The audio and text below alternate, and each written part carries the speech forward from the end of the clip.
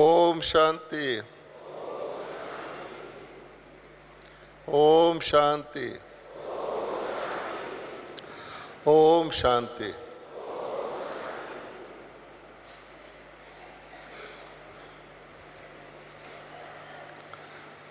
बहन जी कह रही थी कि ये फरिश्तों की सभा है। सचमुच इतने सारे फरिश्ते सफ़ेद वस्त्रधारी, जिनके बाहर के वस्त्र भी सफ़ेद हैं और जिनके दिल भी सफ़ेद हैं, इतने सारे इकट्ठे फरिश्ते, हंस कहाँ इकट्ठे होंगे? तो कहा जाता है कि मानसरोवर पर हंस इकट्ठे होते हैं और मानसरोवर में इतनी ताकत है कि कोई बगला भी आए, डुबकी लगाए तो वो हंस बन के उड़ेगा और हर व्यक्ति के हर प्रकार के रोग, तन के रोग, मन के रोग, सब खत्म। तो एक व्यक्ति था, उसका सारा शरीर जो था, उसका स्किन खराब हो गया था, कुष्ठ रोग से पीड़ित था। तो किसी ने कहा, वो मानसरोवर में चला गया, थोड़ा हाथ डाल के देखा, उसके हाथ से सारी रोग चला गया। तो सारा ही वो मानसरोवर में उसने डुबकी लगाई, पर एक छोटी सी उंगली बचा ली। वो तो फरिश्ता बन गया। अब घर आया, घर आके घर की दरवाज़ा खटखटाया, उसकी पत्नी निकली। उसने कहा, आप कौन हैं? वो तो हैरान हो गई, इतना फरिश्ता एकदम हल्का फुल्का खूबसूरत सामने खड़ा। उसने कहा, मैं तेरा पति। उसने कहा, अरे भाई क्यों धोखा देते हो, मेरा पति तो ऐसा था, ऐसा था। तो फिर उसने अपनी वो उंगली दिखाई। तब उसने समझा कि चलो ये ठीक हो के आया। इसी प्रकार से हनुमान के लिए भी कहते हैं कि जब वो सीता के पास गया, उसने कहा, क्या पता तुम कौन हो? फिर उसने अंगूठी दिखाई। तो थोड़ी बहुत निशानी बाबा रख लेते हैं हमको। जब हम कलयुग के अंत में बिल्कुल ही बदल जाते हैं, हमारा रंग रूप सब गुण सब बदल जाता है, तो थोड़ी निशानी रख लेते हैं कि बच्चे तुम ये थे। तो उससे हमें लगता है हाँ हम ये थे। तो इसलिए बाबा ने भक्ति मार्ग में, क्यों बाबा भक्ति मार्ग में साक्षात्कार कराते रहे? हनुमान का कहा तो उसका करा दिया, उसका करा दिया। ये थोड़ा बहुत जैसे चंद्रमा होता है, बिल्कुल लास्ट दिन जरा सी लकीर रह जाती है, तो उससे हमें तसल्ली होती है कि हाँ ऐसे था, ऐसे था। कई लोग पूछते हैं कि देवता तो सुंदर थे, हनुमान क्यों रखा हुआ? क्योंकि इलाज से पहले और इलाज के बाद अगर सारे देवता बन जाते, मंदिरों में होते, किसी को क्या पता लगता कि पहले ये कौन थे? तो एक ऐसा सैंपल भी रख लिया है कि ये थे और ये बन गए। तो आज हमारा विषय बहुत इंटरेस्टिंग है। क्या? कि दृढ़ता ही सफलता की क्या है? चाबी है। आपको पता है कि इंद्र देवता, कहानियां हैं, बड़े आराम से राज करते थे। कभी कुछ होता था तो इंद्र का सिंहासन डोलना शुरू हो जाता था। जब उसका सिंहासन डोलना शुरू हो जाता था तो वो सोचता था कुछ गड़बड़ है। फिर वो देखता था कोई ऐसी चीज़ है जो उसके कुर्सी को हिला रही है, सिंहासन को। हाँ, आजकल कुर्सी कहते हैं, उस समय सिंहासन कहते थे। सिंह का आसन, जिसका आसन सिंह हो वो क्या होगा? शेर से भी ज़्यादा ताकतवर और शेर किसी से नहीं डरता, शेर से सब डरते हैं, ठीक है ना। तो जो उसके ऊपर बैठ जाए शेर के, हैं, माया तो ठगनी भई ठगत फिरत सब देश, जिस ठग ने ठगनी ठगी उस ठग को आदेश, ठीक है ना। तो बाबा कहता है कि मेरे बच्चों को मैंने पिछली मुरली में वरदान दिया, क्या? दृढ़ता भव, दृढ़ता स्वरूप भव। अब वरदान आपका है, आपकी मर्जी है, उसको यूज़ करो और दृढ़ बनो। आपकी मर्जी है, उसको रख दो। तो वरदान यूज़ करने से काम में आता है। ऐसी कौन सी चीज़ है जो यूज़ करने से या देने से बढ़ती है? सोचने की बात है कि कोई चीज़ देने से बढ़े तब तो आप उसको देंगे, और अगर देने से घटे तो आप सोचेंगे भी मैं दे दूं तो मेरा क्या होगा। तो बाबा की जितने ही भी सब्जेक्ट हैं वो सारे देने से बढ़ते हैं। देखो हमारा पहला सब्जेक्ट क्या है? ज्ञान। अब ज्ञान दोगे तो आपका ज्ञान तो आपके पास रहा और दूसरे को भी मिल गया, उसने आगे दे दिया, तो कितना बढ़ गया। तो कोई घाटे का सौदा तो नहीं ना ज्ञान देना। अच्छा, फिर है योग। योग मैंने सहयोग। अब आप किसी को सहयोग दोगे तो वो भी आपको सहयोग देगा, तो वो भी बढ़ेगा ही ना, शक्ति बढ़ेगी ना, घटेगी थोड़ी। फिर है दैवी गुण। अब एक चंदन का पेड़ है, उससे चंदन की खुशबू निकल रही है, उसके साथ वाले पेड़ों में भी आनी शुरू हो जाती, पर उसकी थोड़ी घटती है। आप गुलाब के बगीचे से गुजरो, आपको खुशबू आ गई तो गुलाब की थोड़ी घटी। तो दैवी गुण भी जो है वो भी बढ़ाने वाली चीज़ है। और फिर लास्ट क्या है? सेवा। सेवा का तो है ही मेवा। आपने किसी की सेवा की, आपको सेवा में इतनी खुशी होती है, आप जानते हैं, जो और किसी चीज़ में नहीं होती। ब्राह्मण को सेवा दे दो, बस खुश है, और सेवा से आशीर्वाद भी मिलता है। तो ये चारों ही सब्जेक्ट हमारे देने से बढ़ने वाले हैं।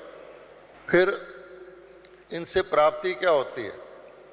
मज़ेदार बात यह है कि दुनिया के लोग सुख ढूंढते हैं, है ना।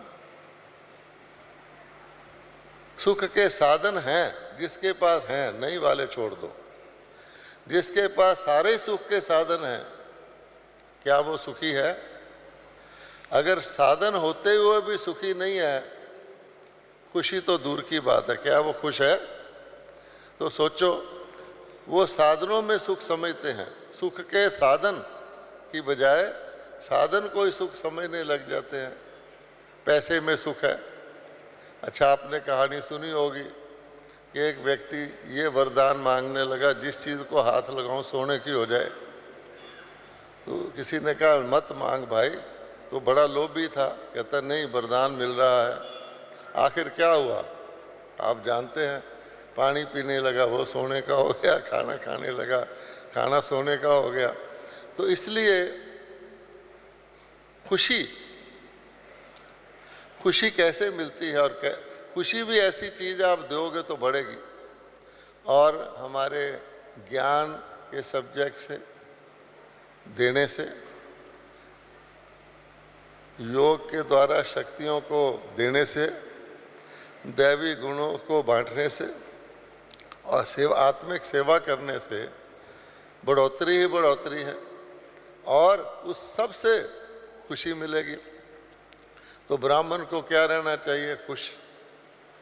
और आप जानते हो, बाबा ने कहा हमारी कमाई अनगिनत है, अथाह है, और करना बड़ी आसान है। क्या करो?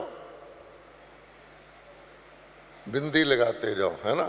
एक के साथ बिंदी लगाई 10 हो गए, दूसरी बिंदी लगाई 100 हो गए, तीसरी बिंदी लगाई 1000 हो गए। इसके बाद तो गिनती नहीं आती किसी को, है। इतनी कमाई, बच्चा भी बिंदी लगा लेता है। तो तो इसलिए, और वो कमाई भी हमारी क्या है, दुनिया की सारी कमाइयाँ, सारी प्राप्तियाँ एक जन्म की हैं, उसका भी भरोसा नहीं। और हमारी कमाई सिक्योर्ड, इंश्योर्ड 21 जन्मों की, 2500 साल की है, जिसको कोई लूट नहीं सकता। ठीक है।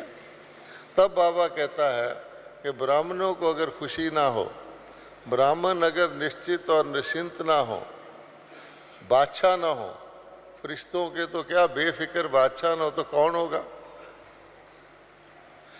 अब आप देखिए, आप बहुत थके हुए हैं, बहुत थके हुए हैं, आपका दिल करता है यहीं लेट के सो जाऊं। अचानक आपके आगे एक बहुत सुंदर महल आ जाए और उसमें एक व्यक्ति खड़ा है सजा सजाया, वो कहता है आइए, आपको थकावट है, आपको बढ़िया से बढ़िया महल में कमरा दे देते हैं। बिल्कुल हर जगह गद्दे लगे हुए हैं, 7-7 गद्दे लगे हुए हैं, चारों तरफ आराम के सब साधन हैं। तो आप कितने खुश होंगे, लो भाई आज तो स्वर्ग मिल गया। और जब आप अंदर जाने लगे तो कहते भाई एक बात है, 2 दिन से इसमें कोई सांप घुसा हुआ है, पर वो किसी को पता नहीं लगता। घबराओ नहीं, तुम सो जाओ, तुम तो थके हुए हो, तुमको क्या कहेगा, सो जाओ। अब क्या होगा, अब आप बेफिक्र बादशाह हुए या फिक्रमंद हो गए? हो गए ना फिक्रमंद। इसलिए कहा गया है कि वो व्यक्ति जिसको नुकसान का तो सवाल ही नहीं पैदा होता, प्राप्ति ही प्राप्ति है।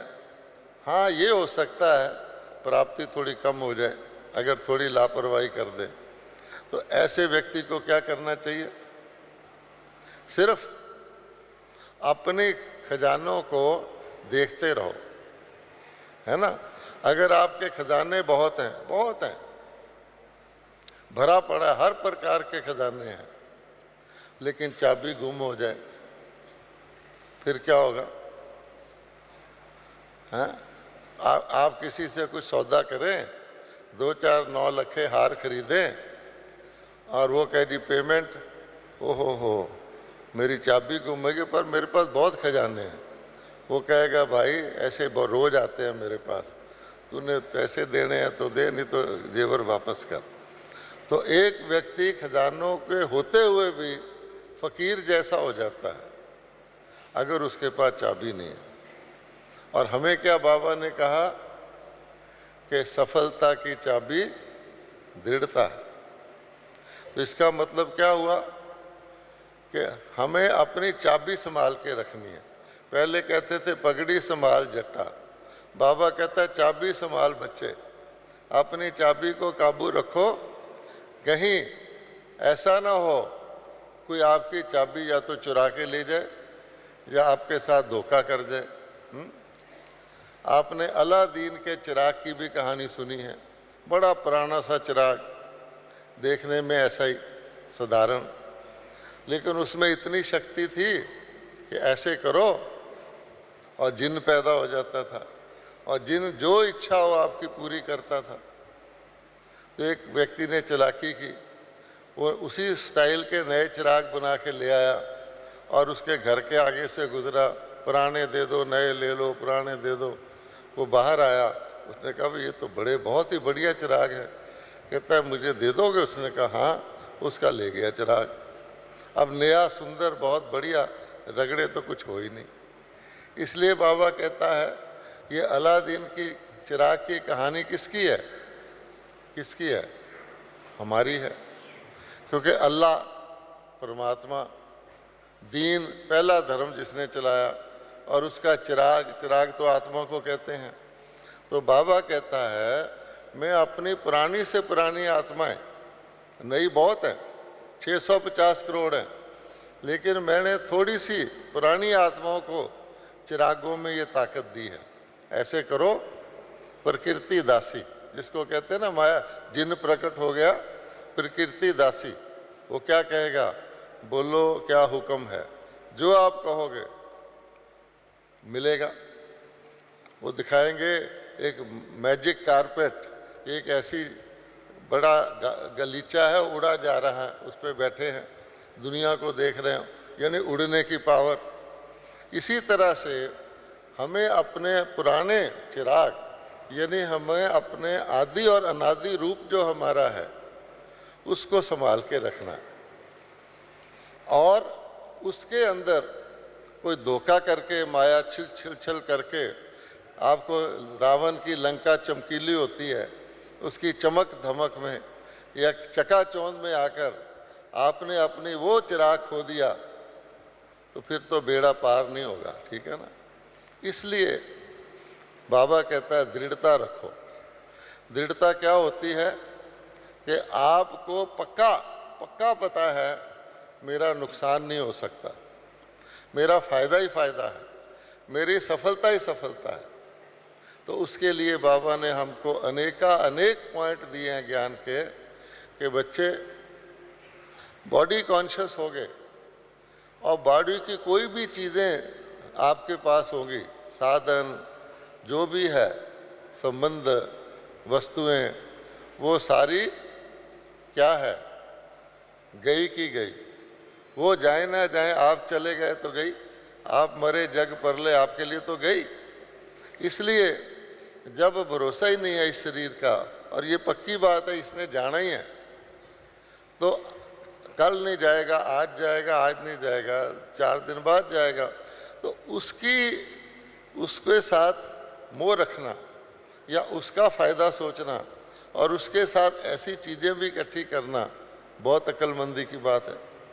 तो वो व्यक्ति तो कभी स्थिरियम रह ही नहीं सकता, दृढ़ रह ही नहीं सकता, आज भी गया कल भी गया।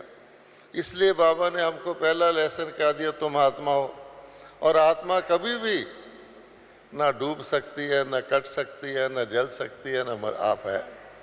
फिर आपका घर परमानेंट, हमारा जो घर है परमानेंट, उससे कोई हमें ना हमारे घर को बेच सकता है, ना किराए पर दे सकता है, ना हमें बेदखल कर सकता है, पक्का। तो मैं आत्मा हूँ, मेरा घर पक्का है। फिर बाबा कहता आप तो आदि रूप तुम्हारा क्या है? अरे आदि रूप हमारा देवी देवता। तो कहते हैं कि जो बादशाह होता है उसके अनेक जन्म तक बादशाहत की खुशबू रहती है, उसके संस्कार रहते हैं। और आप जानते हैं हमारे देश का एक पोरस बादशाह था, उसको कैद कर लिया धोखे से सिकंदर ने। उसने कहा मैं तो बड़ा जीत गया। उसने कहा तेरे साथ क्या सलूक करें? वो बड़ा हैरान हुआ कि ये राजा है या क्या मेरे से पूछ रहा है, तेरे साथ राजे के साथ राजे का सलूक करना चाहिए। तो उसने सहज स्वभाव में कहा जी जो एक राजा दूसरे से करता है। सिकंदर हैरान रह गया, क्योंकि राजा तो राजा ही है, चाहे राजा सिंहासन पर है, चाहे राजा सो रहा है, चाहे राजा स्नान कर रहा है, चाहे राजा को किसी ने कैद कर लिया, राजा तो है ही। उसके संस्कार तो रॉयल होंगे कि नहीं होंगे, तो अपनी रॉयल्टी दिखाएगा। इसलिए सिकंदर उस दिन इतना शर्मिंदा हुआ, वापस चला गया। इसलिए बाबा कहता है कि हमारी रॉयल्टी क्या है? मस्त फकीर। मस्त फकीर हम ऐसे नहीं है, इसलिए है कि हमारे से कोई छीन ही नहीं सकता, कुछ ले सकता है। तब बाबा कहता है कि दाता के बच्चे दाता। अगर हमारे अंदर कोई भी ऐसा संकल्प आ गया जिसने हमें जरा सा भी हिला दिया तो क्या होगा? आपने रॉकेट छोड़ना है बृहस्पति ग्रह पर जाने के लिए, और आपने जरा सा एक बाल के हिस्से जितना उसके में फ़र्क डाल दिया है, उसका मुंह ऐसे जरा कर दिया तो शनि पर पहुंच जाएगा। स्पीड तो बड़ी तेज है। इसलिए एक्यूरेसी और फोकस चाहिए, और बिल्कुल एक्यूरेसी चाहिए। ऐसा टारगेट पे ध्यान होना चाहिए जो कुछ ना दिखे। और बाबा ने यादगार छोड़ा हुआ है, अर्जुन को कहा, कई गए पांडव कि इस चिड़िया की आंख में निशाना लगाना है। तो एक से पूछा क्या देख रहे हो? उसने कहा वृक्ष देख रहा हूँ, वृक्ष पर चिड़िया देख रहा हूँ, चिड़िया की आंख देख रहा हूँ। दूसरे से कहा, उसने कहा टहनी देख रहा हूँ।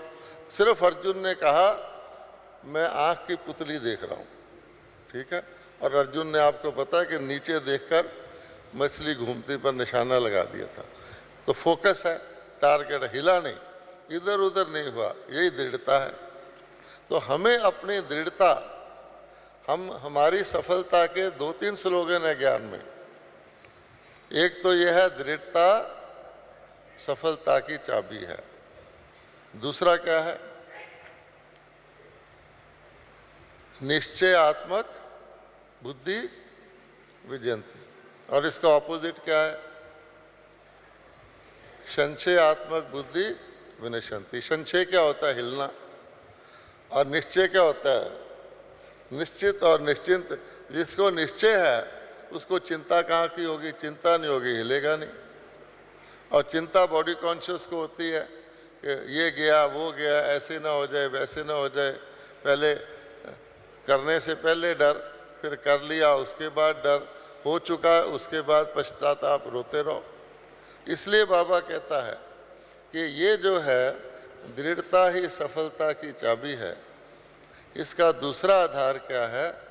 निश्चय आत्मक बुद्धि विजयंती। निश्चय किसमें? निश्चय किसमें? सब कहेंगे जी बाबा में तो पूरा निश्चय है। कोई कहेगा बाबा के बच्चे हो गए। अच्छा, फिर ड्रामा।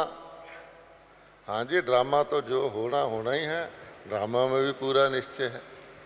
फिर अपने में तो अर्जुन के पैर क्यों कांप रहे थे? उसको इतने हथियार मिल गए। अपने में ही निश्चय नहीं है। जितना निश्चय बाबा को हमारे में है, हमको अपने में उतना निश्चय नहीं है। बताओ, तो जिसको अपने में निश्चय नहीं होगा उसको आप क्या करो? पाकिस्तान वालों ने लड़ाई में बहुत बढ़िया विमान सेवर जेट दे दिए थे अपने पायलट को। उनको ठीक तरह आता ही नहीं था, खेत में बम फेंक जाते थे इधर उधर, बेड़ा खत्म। इसलिए अपने में, और अपने से भी ज़्यादा ब्राह्मण परिवार में। अब ये जो चौथी बात है इसमें गड़बड़ हो जाती है। और एक चीज़ हिली तो समझो सारी हिल गई। पहले पहले लगेगा बाबा में है, ड्रामा में भी है, अपने में भी है, परिवार में नहीं है। एक नीचे से हिला दो हैं तो क्या होगा? तो नीचे से हिला दो कि सब हिल गए कि नहीं हिल गए?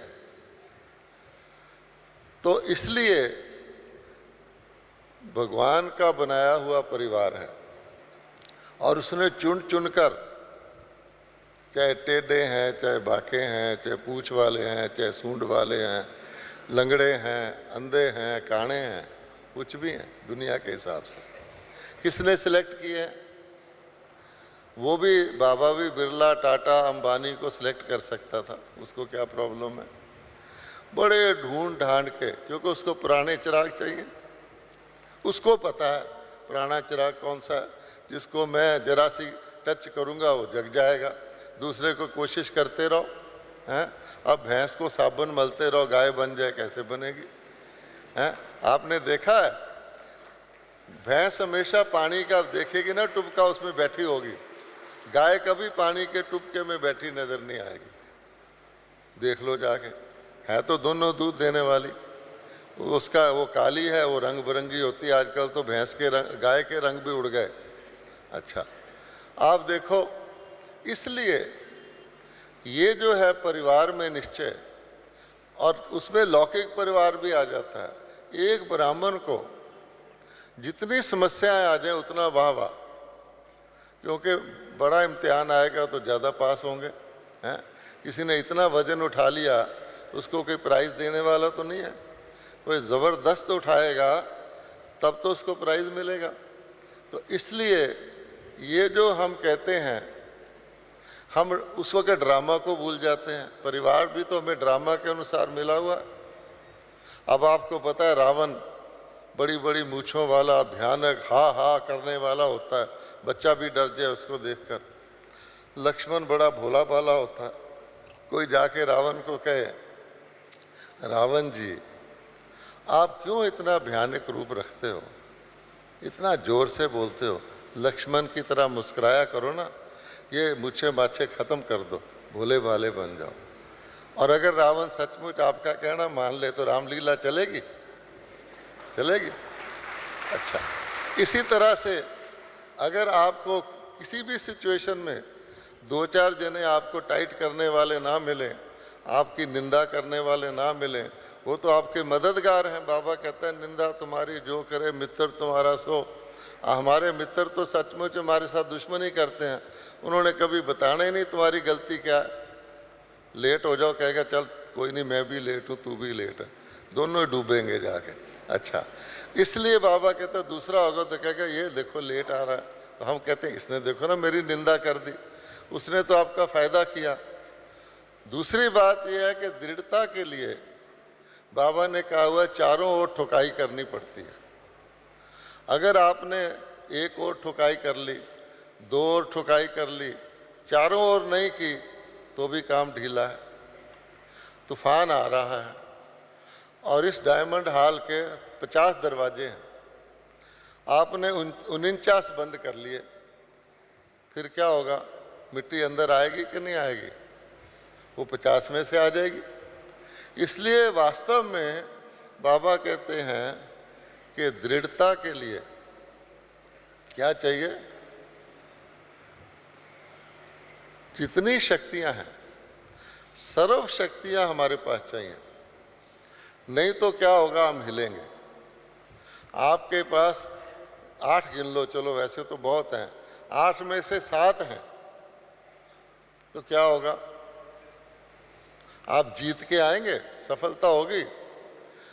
माया, जैसे बिल्ली को दूध की खुशबू आ जाती है, माया को हमारी खुशबू आ जाती है कि इसको कहाँ से पकड़ना है, और वहीं से ही आप पकड़े जाओगे। फिर आप कहोगे ये क्या हुआ, मैं तो 7 शक्तिवान हूँ। तब बाबा कहता है कि नहीं, ये भी काम चलने वाला नहीं है। चारों तरफ से ठुकाई करोगे, 3 तरफ से करोगे तो टेढ़ा हो जाएगा।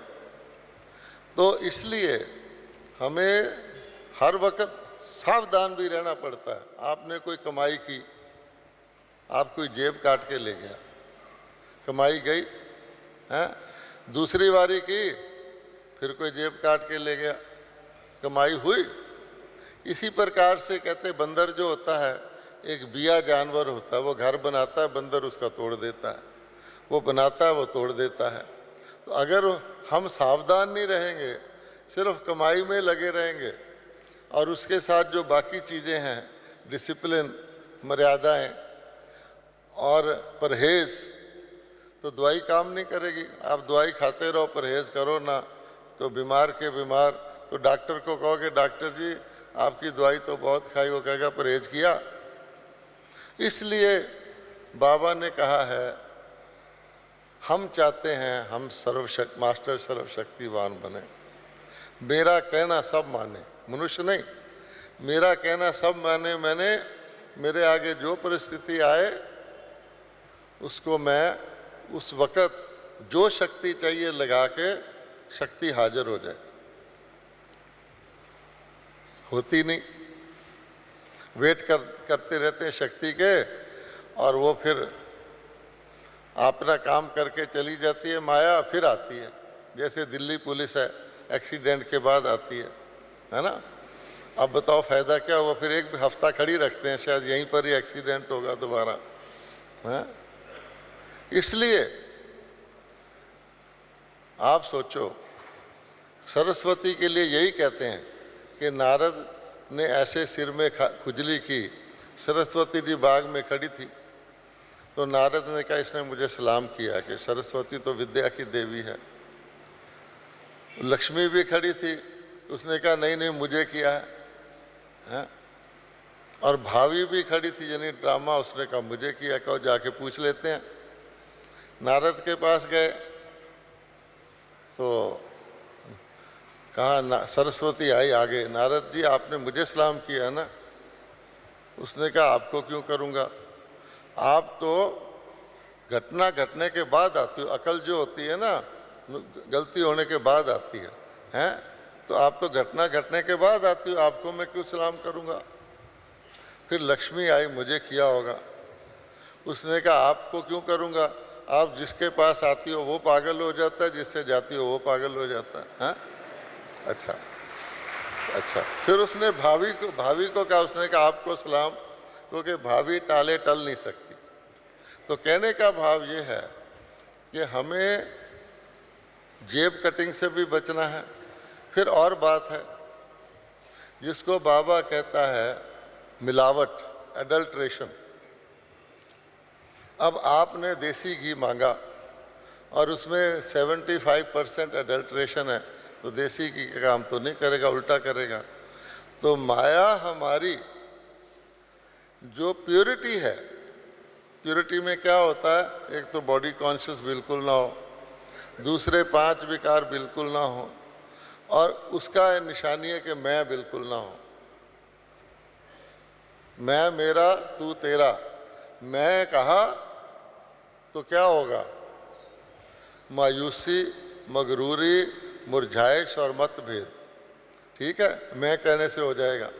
तो इसलिए हर काम में निमित्त हूँ, बाबा ने कह रखा निमित्त हूँ, निर्माण हूँ, निर्मल चित्त हूँ, ये रखना। तो जहाँ हमने गड़बड़ की, माया ने उसमें मिक्सचर किया, तो नुकसान हो जाएगा। वही हो गया नकली दीपक। और फिर बाबा कहता है एक तो होती है एडल्ट्रेशन, एक होता है डेल्यूशन, कि दूध में पानी मिला दो। आजकल दूध में पानी मिलाने वाले ईमानदारी रखते हैं, वो कहते हैं मैं छप्पड़ का पानी नहीं बिस्लेरी का पानी मिलाता हूँ ताकि अगला बीमार ना हो, है ना, इतना ही करते हैं। अब आप सोचो कि आपने किसी चीज़ की ताकत घटा दी, उसमें पानी मिला दिया तो भी काम नहीं करेगा। तो आजकल बाबा क्या कहते हैं, मैं कहूँ और हो जाए, मैं सोचूं और हो जाए, मेरा संकल्प सिद्ध हो जाए, सोचा और हो गया। ये कब होगा, कुछ कंडीशन भी तो होती है ना। तो बाबा कहता है वो तब होगा जब तीसरा स्लोगन हमारा एक बहुत बढ़िया है, सफलता हमारा क्या है, सफलता हमारा जन्म सिद्ध अधिकार है। देखो, दृढ़ता से सफलता है, निश्चयात्मक बुद्धि विजंती, लेकिन इसका जड़ जन्म के वक़्त है। सफलता हमारा जन्म सिद्ध अधिकार है, हम पैदा ही सफलता से हुए हैं। आज का वरदान क्या है कि ब्राह्मण को जन्मते सार ही एक खास जन्म गिफ्ट मिलता है, जिसको क्या कहते हैं, दिव्य बुद्धि या दिव्य दृष्टि या तीसरी आँख। हम सबको तीसरी आँख है और किसी को नहीं है। और यही सफलता का आधार है कि जब हम ब्राह्मण जन्म लिया तो ब्राह्मण जन्म की पहली प्राप्ति क्या है, श्रीमत। श्रीमत बाबा कहता है कि श्रीमत ही हमें सफलता देगी। और श्रीमत का मतलब क्या हुआ, बाबा ने कहा और हमने किया। मम्मा का सफलता का आधार क्या था, देखो गरीब घर की कन्या ज्ञान ज्ञानेश्वरी बन गई और फिर जाके श्री लक्ष्मी बन गई। आजकल कई कन्याएं हैं वो कहती हैं हम गरीब घर के हैं ना, अमीर घर की कन्या की ज़्यादा कदर होती है, ये बॉडी कॉन्शियस।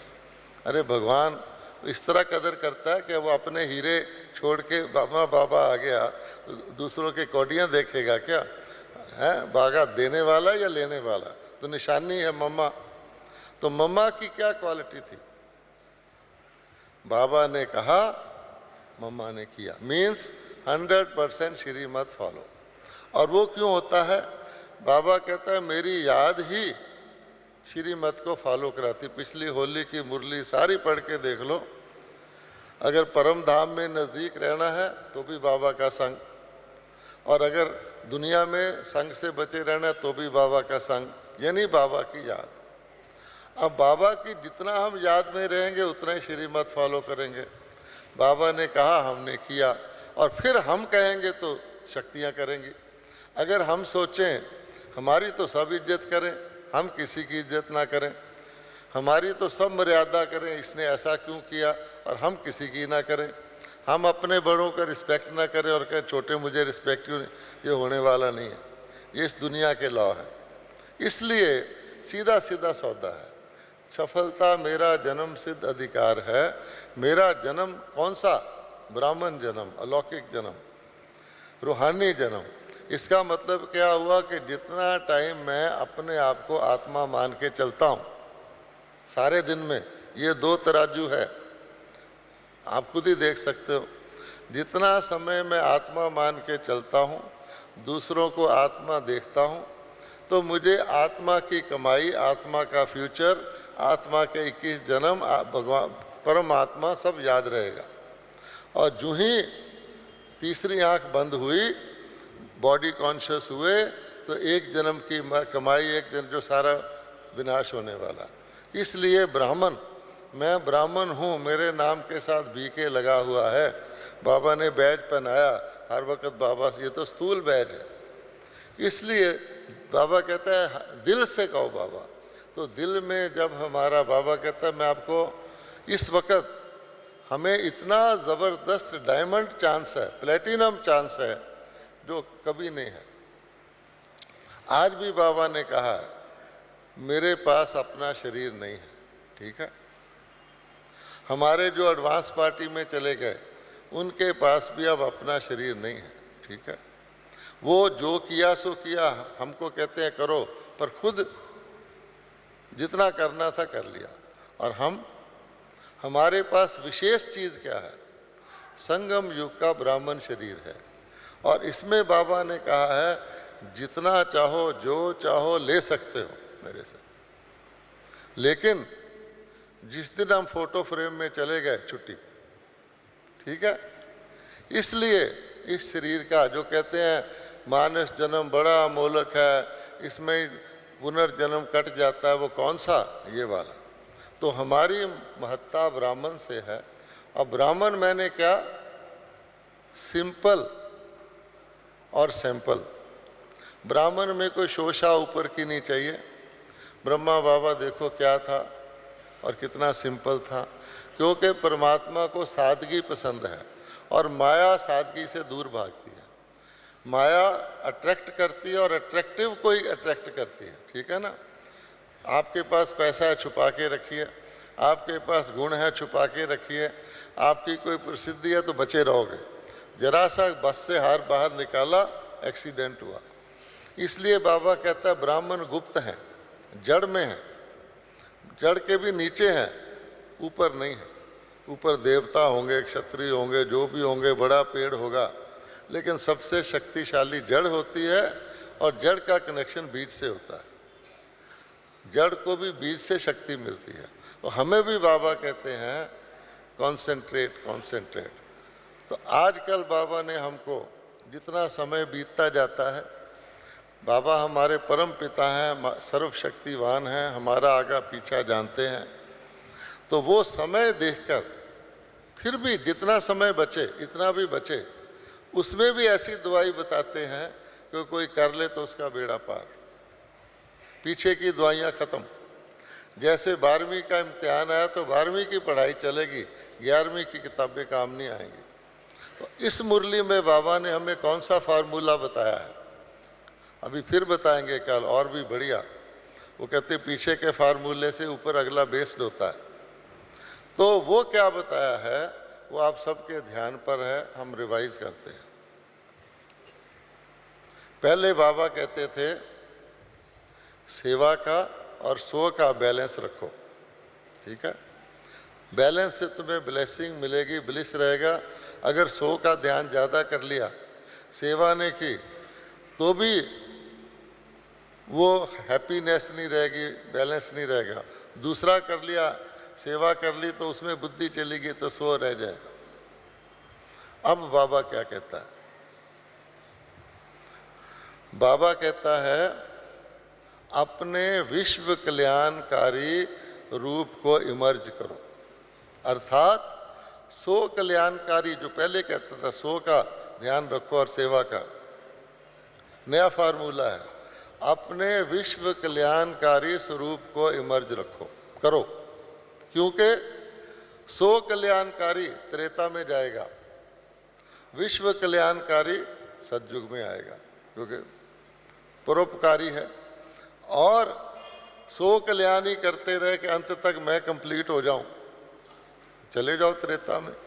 और अगर सो कल्याण के साथ कोई ना कोई ऐसी चीज़ की अपनी बुद्धि है बेहद में रखी, विश्व पिता का बच्चा हूँ, तो इसलिए बाबा ने कहा आसान तरीका क्या है, विश्व कल्याण में सो कल्याण आप ही आ जाएगा। अब आप ध्यान रखो कि मेरी सेहत खराब है, संगम युगी शरीर है, कहीं चला ना जाए, हैं, इसका आज भी बाबा ने कहा ज़्यादा शरीर से मोह नहीं रखो। अच्छा, आप ध्यान रखो तो आपका समय जाएगा। आप विश्व सेवा उतनी स्पीड से कर सकोगे? नहीं कर सकोगे। ब्रह्मा बाबा क्यों व्यक्त हुए? सारा लाइफ दिन रात सेवा करते थे, लेकिन कहते थे फिर भी शरीर का बंधन है, अव्यक्त होने से, फरिश्ता होने से नहीं है। आज जानकी दादी जी को देख लो, अगर वो अपने शरीर का ध्यान रखने लग जाए तो 18 घंटे चाहिए। पहले तो शरीर का ध्यान रखो आयु के हिसाब से, लेकिन विश्व कल्याणकारी सो कल्याण आप ही बाबा शरीर का ध्यान रख लेता है। वैसे भी कहा गया है परोपकार में सो उपकार आप ही आ जाता। तो अब बाबा ने ये रिवाइज फार्मूला दिया है, विश्व कल्याण करोगे तो सो कल्याण सो पुरुषार्थ। दूसरे को कहोगे गुस्सा न कर, गुस्सा न कर, गुस्सा न कर, अपने अंदर भी आएगा मैं भी गुस्सा ना करूं, तो ठीक हो गया ना। अगर मैं कहूँ मैं गुस्सा ना करूं, मैं गुस्सा ना करूं, कोई सिचुएशन आ गई तो गुस्सा आ जाएगा, ठीक है ना।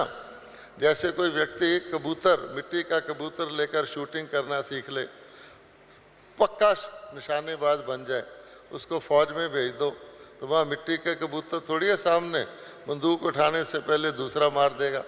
इसलिए प्रैक्टिकल सिचुएशन में आप विश्व कल्याणकारी करोगे तो आपका आप ही कल्याण, ये नया फार्मूला। और विश्व कल्याण आप कैसे कर सकते हो? हमने वाचा सेवा भी की, मनसा ये कर्मणा सेवा भी की। पहले बाबा ने कहा था तीनों अकाउंट खोलो, सेविंग अकाउंट भी खोलो, करंट अकाउंट भी खोलो, हर तरह की सेवा करो। अब बाबा कहता है मनसा सेवा, विश्व कल्याण हम मनसा सेवा से कर सकते हैं। उसका भी डबल फायदा है, आपके मन के व्यर्थ संकल्प खत्म होंगे, और मनसा सेवा बड़ी पावरफुल सेवा है। तो फिर बाबा ने ये भी ऐड कर दिया। पहले हम सोचते थे मनसा सेवा कब करेंगे, क्योंकि बाबा थोड़ा सा आगे का बता देता है सीन, पर जब वो सीन सामने आता है तो उसको खोल देता है। हम सोचते थे सेंटरों पे लोग नहीं आ सकेंगे, कर्फ्यू लग जाएगा, लड़ाइयाँ हो जाएंगी, मुरली नहीं मिलेगी, हैं, कंप्यूटर भी नहीं चलेगा जिससे मुरली पढ़ लें, तो उस समय हम मनसा सेवा करेंगे, ठीक है ना। अंत में अब नज़दीक आ गया समय मनसा सेवा का, तो बाबा ने कहा उस समय नहीं कर सकोगे, उस समय आपका ध्यान हलचल में होगा। हैं? कल कई भाई लोग क्रिकेट मैच देख रहे थे, मैंने देखा उनको बड़ी खुशी हो रही थी, बड़ी खुशी हो रही थी, बड़ी खुशी हो रही थी। है तो टेम्परेरी, लेकिन उसमें ध्यान इतना फोकस था, खाना भी नहीं खा रहे थे। खा लो, कहते जरा देख ले। ये तो क्रिकेट मैच तो खुशी की चीज़ है, अगर धरती हिलने लग जाए, फटने लग जाए, तो आप उसका ध्यान करोगे मेरी अवस्था कैसी है, जो मनसा सेवा करोगे। तो बाबा ने स्पष्ट कर दिया मनसा सेवा का समय ये चलना शुरू हो गया, और मनसा सेवा से विश्व कल्याण हो सकता है। अब छोटे बचे हुए पीरियड में आप ऐसी तेज़ी से कौन सा जादू का काम करो जो पिछला सारा कवर हो जाए। तो इसलिए बाबा ने कहा है मेन काम क्या है, सोचा और हुआ, ठीक है, बीच में व्यर्थ ना आए, अर्थात दृढ़ता हो। व्यर्थ आपको हिला देगा।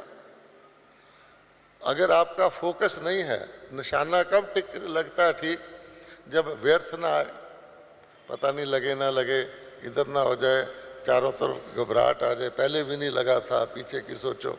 इसलिए बिल्कुल दृढ़।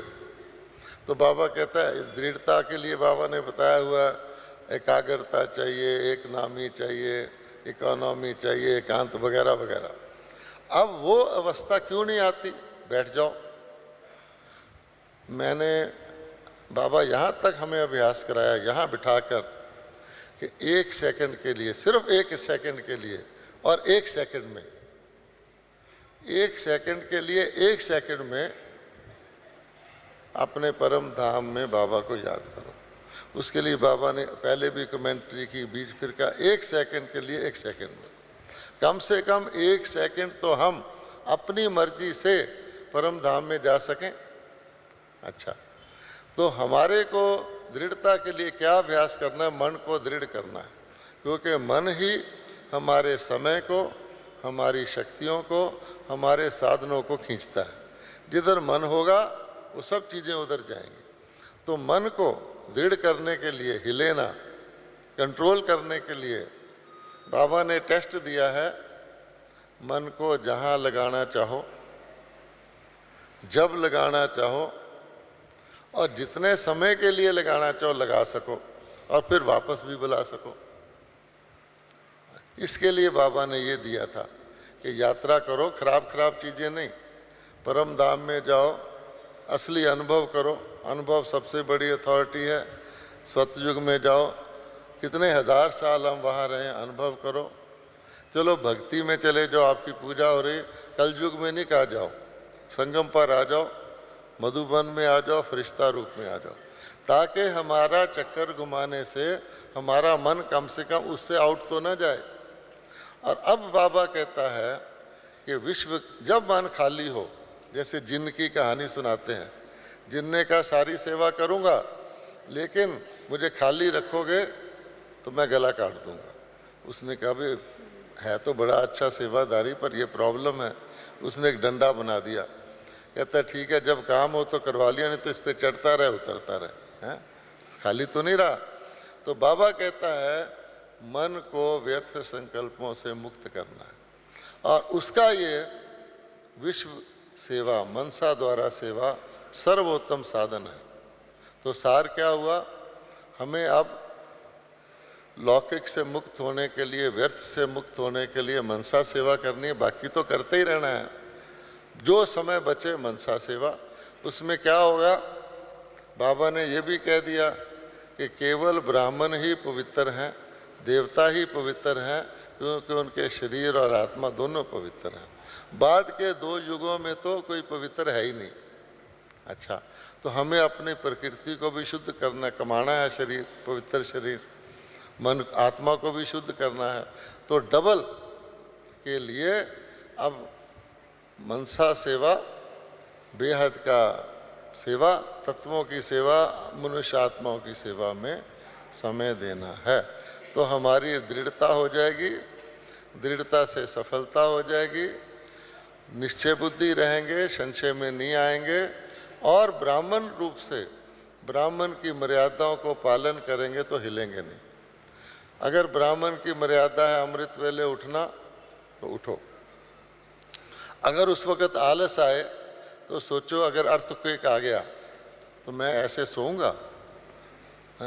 अर्थक्वेक में सोना भी चाहोगे तो नहीं सो सकते। तो समझो कि अर्थक्वेक तो आ ही गया है।